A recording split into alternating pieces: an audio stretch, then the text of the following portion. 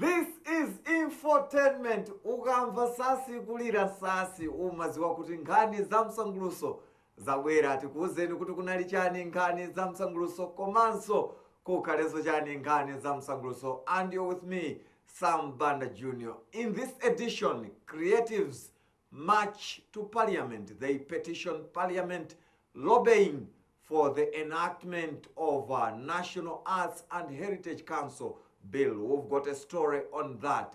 Sounds of Malawi acoustic session showcase gives it all with 5 artists performing at Jacaranda Cultural Center. And we also look at other stories happening in the arts world. All you can do is stay right there as I bring you more in Infotainment, a basket full of arts and entertainment.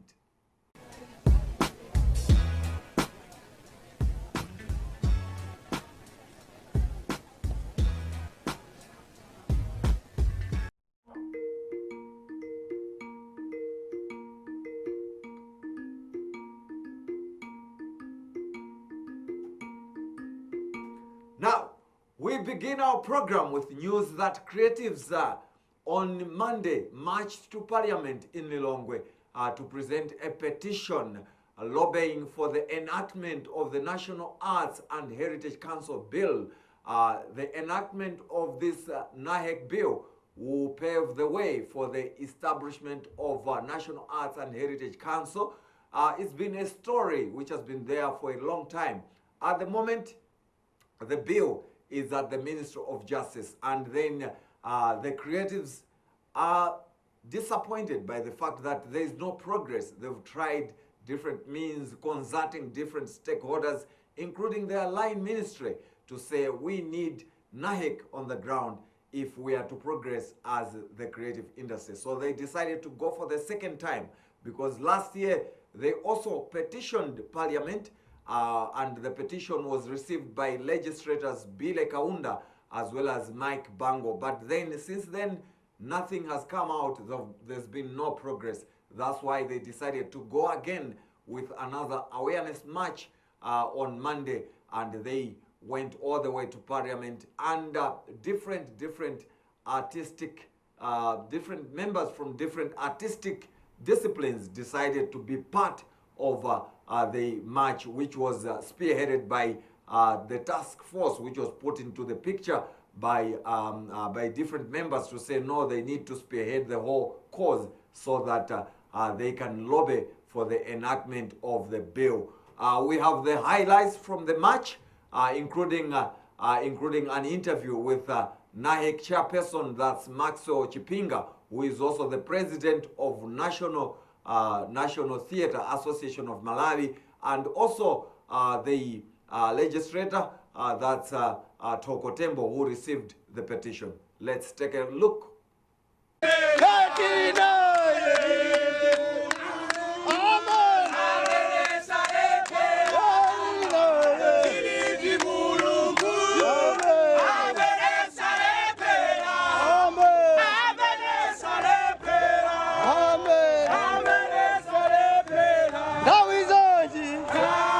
These frameworks, such reporting cannot be effectively done in the absence of a legal and institutional framework. Honorable members, the NAHEC Act, when enacted, will enable the following: the establishment of the National Arts and Heritage Council of Malawi, NAHEC, a feasible and efficient administration of the arts, culture, and heritage sector, facilitate registration of and affiliation to the National Arts and Heritage Council of Malawi of all arts, culture, and heritage associations and organizations. Establishment of arts, culture, and heritage development funds, preserve, protect, and promote all arts, culture, and resources in Malawi. Development of the arts, culture, and heritage resources of Malawi and enable their socio-economic contribution to the country as a whole. We want this to be discussed in Parliament because it's a bill which holds the aspirations of all creative beings in Malawi. So the livelihoods of all created as a formal sector, we are going to have people employed in different sections of the arts industry and also the cultural side, and also village cultural places are going to be enabled, they are going to be funded by government. So all these village cultural places are going to be employing people.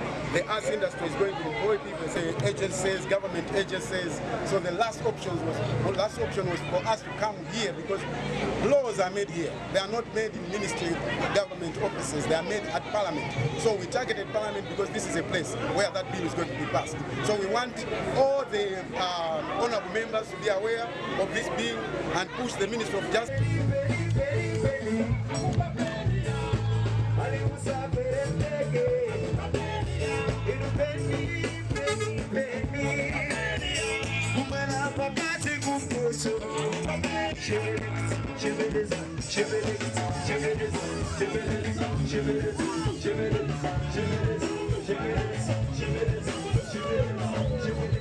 This is long overdue.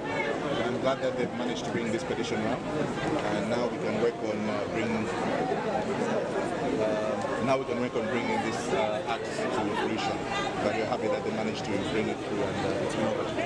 Holy Samara, Holy Samara, Holy Samara.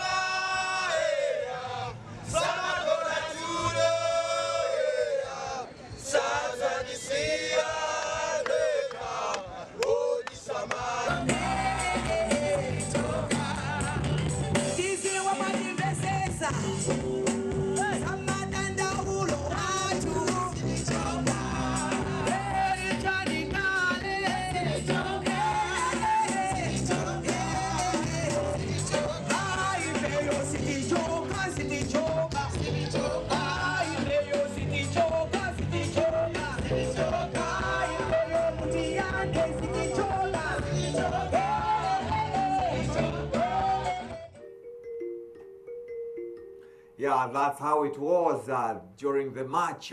Creatives marching to Parliament to present a petition. We do hope, I think something is going to be done, especially the enactment of the National Arts and Heritage Council Bill, which will pave the way for the establishment of NAHEC. Remember, you're watching Infotainment, a basket full of arts and entertainment, and my name is Sam Banda Jr. Now we move on to another story. This time around, we are talking about ArtGrow. This is an organization known as Art and Global Health Center Africa, which has been spearheading different projects. And one of the projects is Make Arts for Women Activism. So they've been using art to tackle different issues. One of them is the gender-based violence. They saw to it that art is a very important tool in terms of passing out messages out there. And it's a medium which can be used by different people regardless of whatever positions they have.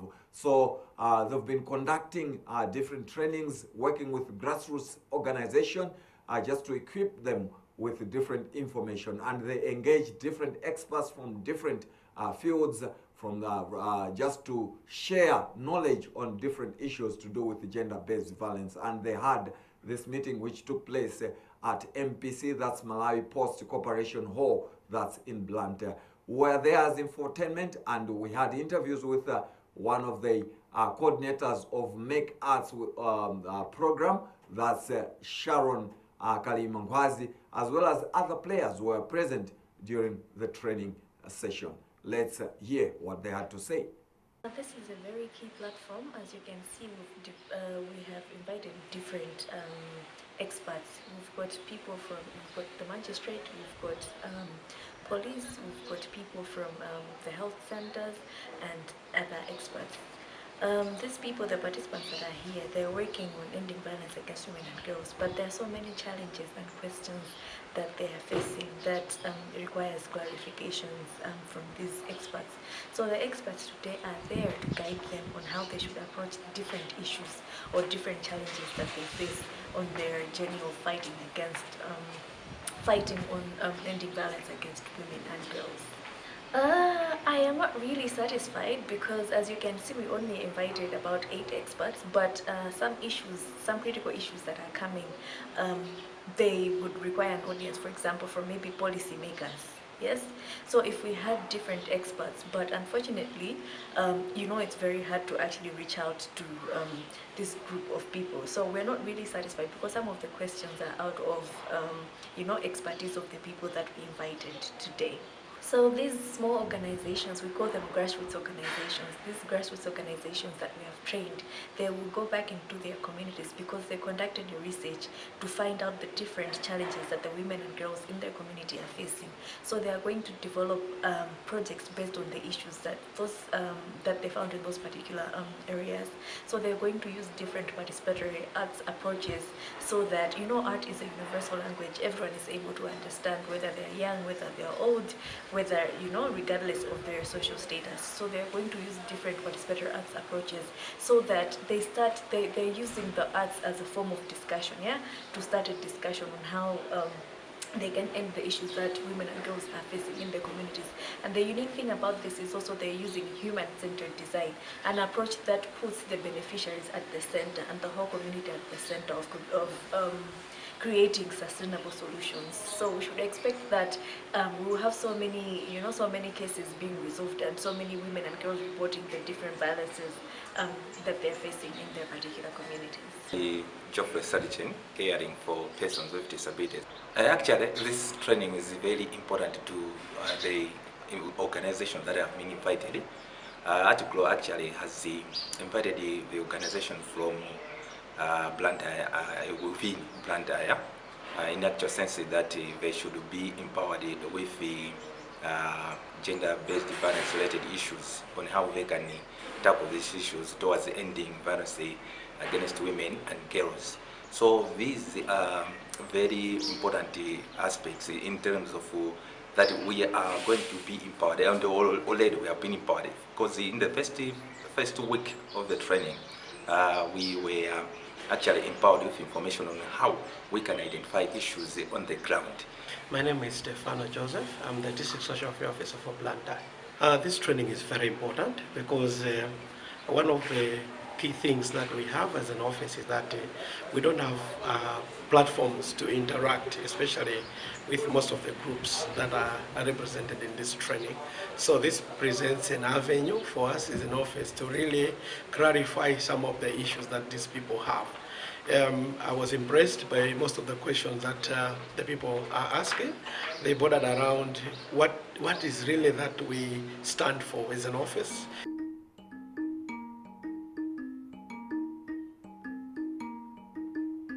Yeah, that's how Art Glow is doing, especially using art to tackle different issues happening in society.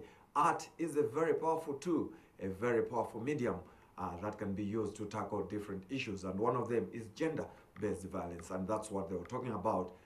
And they have to equip people to work, especially working with grassroots organizations out there. Now, moving out of there, we go on to music, and this time around we land at Jacaranda Cultural Center, where on Thursday it was all fire because after running a series of different performances from different individual artists, the organizers, that's Jacaranda Cultural Center, decided to host a showcase. That's what they normally do after working with different artists individually. They bring them together, make sure that they have a showcase. So for those who missed the individual performances, they have a chance to watch the showcases. So it was on Thursday, and it featured artists such as Agoroso, Rake Stars Band, featuring Boniface Ndamela, famed for the song Chinafuna Mbale, Goma Nyondo, and John Fire. So it was all fire on Thursday,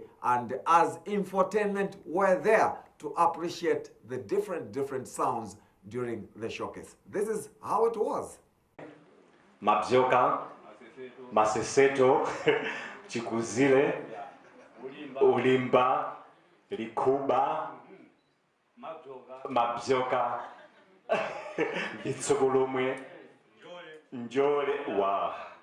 So, His music is based on the roots of Malawi, but he also goes to perform other musical systems of Malawi, like Gule Wankulu, Mitungu, Canada, Vimbuza.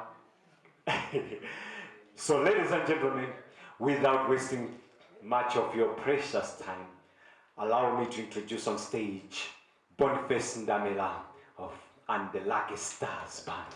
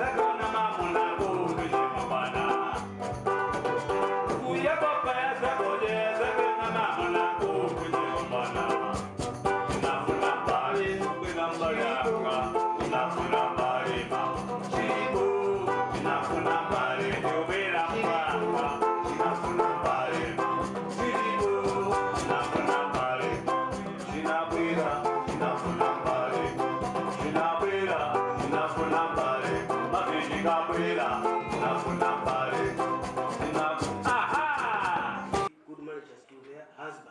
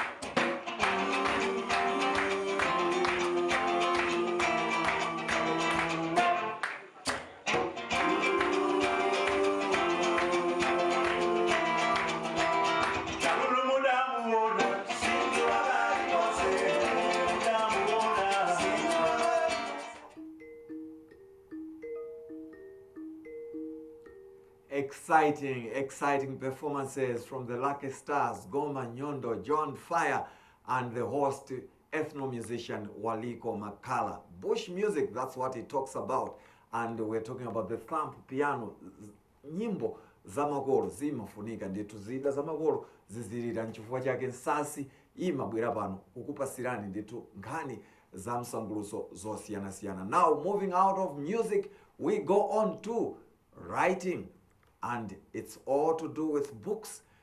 In this modern generation, it's very difficult to write books. But it seems some young men and women are coming up in terms of writing or publishing books. And one of them is Lilongwe-based Kelvin Mateu, who is out with his debut book titled Even in Death. And so this book will be out later on this month of March. And we caught up with the young man, Kelvin Mateu, just to share more knowledge on the book, Even in Death. As he explains, he says that this is a thriller, and he's about to even come out with his second book, because the first one has taught him more. So basically, debut books are all about testing the waters, but now he's coming out to say, no, after this book, I'm going to write another one. So let's hear from Kelvin Mateo as he shares his story about the book, Even in Death. It's exciting and it's actually scary. The excitement comes from all the hard work and the part where you don't really give up, because it takes a lot to go through writing, especially the middle part of a book, because there's moments where you feel like you want to give up and just like hang off from the writing.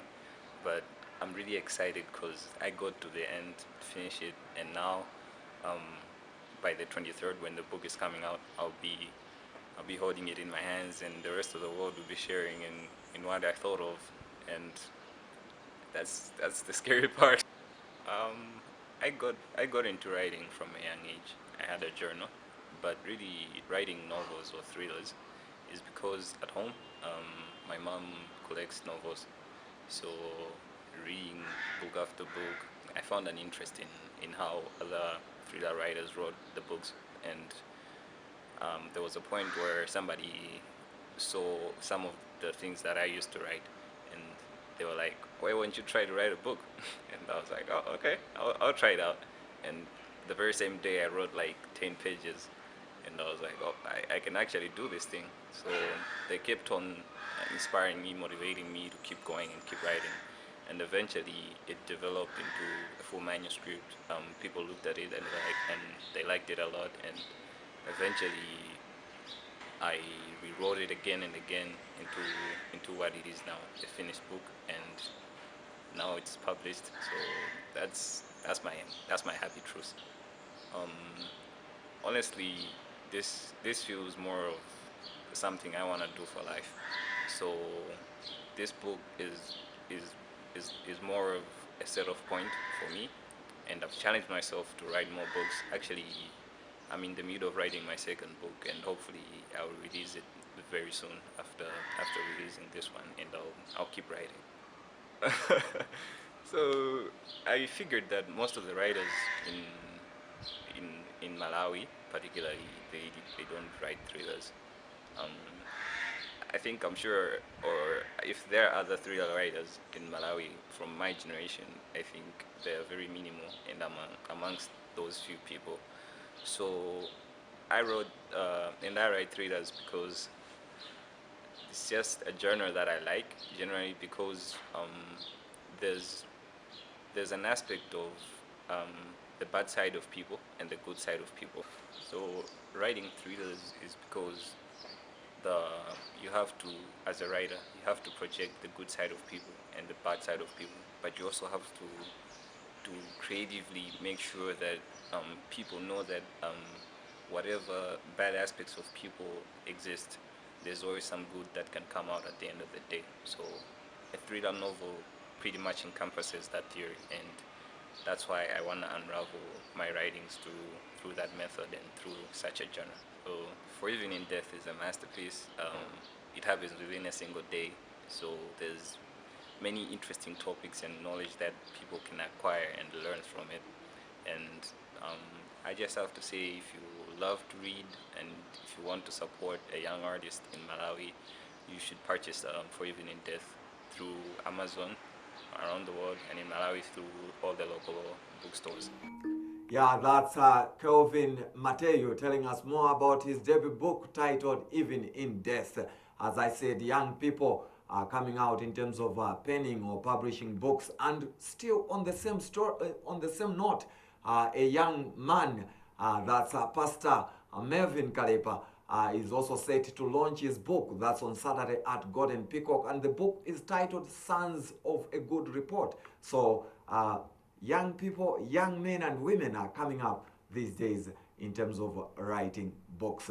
Now shifting, we're moving out of writing, we go back, now we go to theater, drama. And last Saturday at the Jacaranda Cultural Center in Blantyre, Young Travelers Theatre decided to warm up the Easter Theatre Festival that is coming up in April That's April 8 to 10 at the same venue, Jacaranda Cultural Center, to warm up with a play titled The Dark Days of My Marriage, which starred a female artist, an actress, by the way. It's a one-act play, and the last time I watched a one-act play was when Mbene Mbunga Mwambene starred in a play titled Story of a Tiger, and I was eager to watch an actress basically playing a lead role in terms of staging a one-act play. So it was all there at Jacaranda Cultural Center, and we had time to talk to Peculiar Kazembe, who was playing the role of that one-act play, as well as MacArthur Matukuta from Solomonic Peacocks, who share more on the Easter Theatre Festival. Let's take a look. I didn't love him anymore.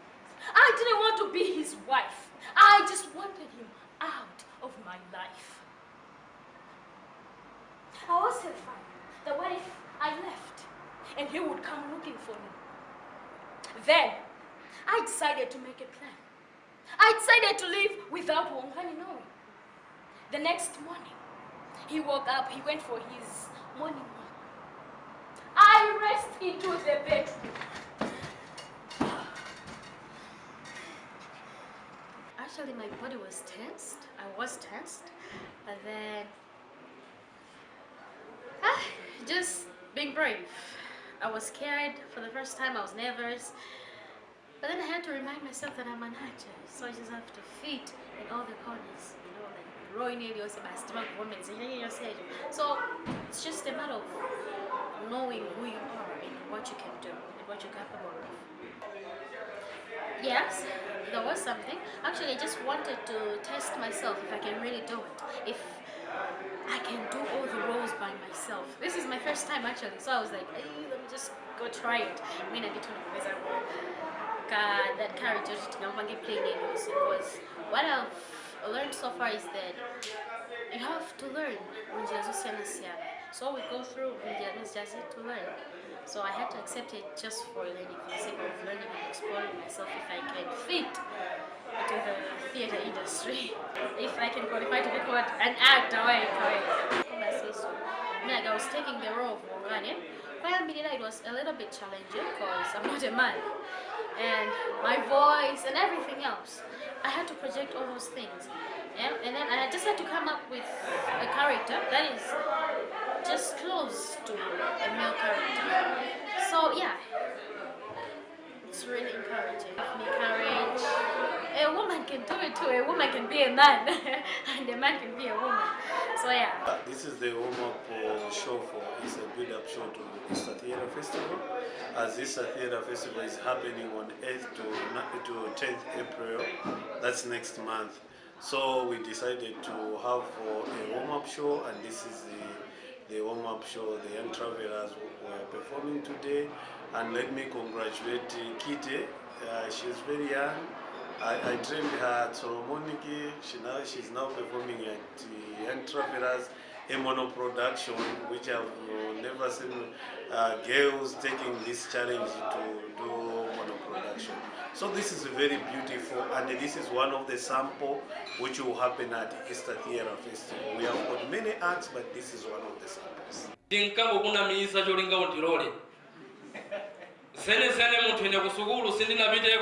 kumatukaso ndilomwe ndinalisiwa mwana wachimizimizi nekuntacha kuchikoyo ndiwo kamadandaula kuti umafuna foni ya WhatsApp nsona nankha mose walero ali mmanjayi tingalo WhatsApp kwine nayo ndiwo kamandifunsa kuti zovala unkaziona nthawi imeneja tili pa chibwezi zili kuti swaki imeneja ndinkachita kubwereka mmalayibrari amugeto kwathuku.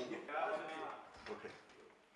Mutu wandakatoli kuti tinkati zopusa moyo wina wokoma kuposa zopusa kudalibe kale la chimwana pazana tizipyolopyolo tosakuziwa kuthansingu kuvina nawo tansira babanja kulimba mtima ndikaukawo kaukwati kupanda chinombekiso cha mbusa ngati. Yeah, there were also poetry performances. That's what you've seen at the very end of that story from Young Travelers Theatre staging a play titled The Dark Days of my marriage. On that note, we've come to the very end of Infotainment, a basket for arts and entertainment. My name is Sam Banda Jr.